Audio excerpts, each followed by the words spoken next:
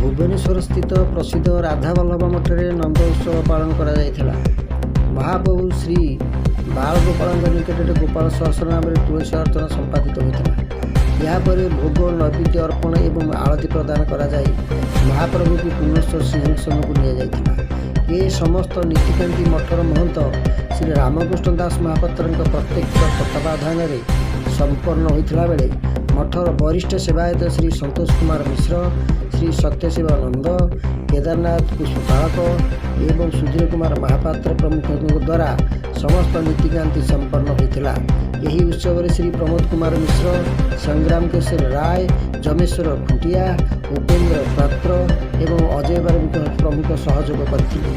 ନୃତ୍ୟ ଗୀତ ତଥା ଭଜନ କୀର୍ତ୍ତନର ତାଳେ ତାଳେ ଭକ୍ତଗଣଙ୍କ ଉପସ୍ଥିତି ରହି ଏହି ଔଲୌକିକ ତଥା ଅଭୁଲା ମୁହୂର୍ତ୍ତର ଆନନ୍ଦ ଉଠାଇଥିଲେ।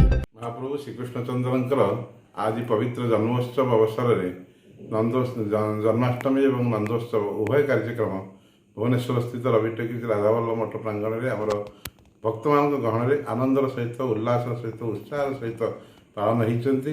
ବର୍ତ୍ତମାନ ତୁଳସୀ ଅର୍ଚ୍ଚନା କାର୍ଯ୍ୟକ୍ରମ ନନ୍ଦୋତ୍ସବରେ ସମ୍ପାଦନ କରାଯାଇଛନ୍ତି ଗୋପାଳ ସହସ୍ର ନାମରେ ଏବଂ ପ୍ରବଚନ କାର୍ଯ୍ୟକ୍ରମ ଏବଂ ତା ସହିତ ଲୋକମାନେ ସମସ୍ତେ ଆନନ୍ଦର ସହିତ କୀର୍ତ୍ତନ କରି ମହାପ୍ରଭୁଙ୍କର ନାମରେ ଆଜି ଝୁମିଥିଲେ ଏବଂ ମହାପ୍ରସାଦ ପାଇ ବିଦାୟ ନେଇଛନ୍ତି। ଭୁବନେଶ୍ୱରରୁ ସ୍ପେଶାଲ ରିପୋର୍ଟର ପୁଷ୍ପଲତାଙ୍କ ରିପୋର୍ଟ G9 ଓଡ଼ିଆ।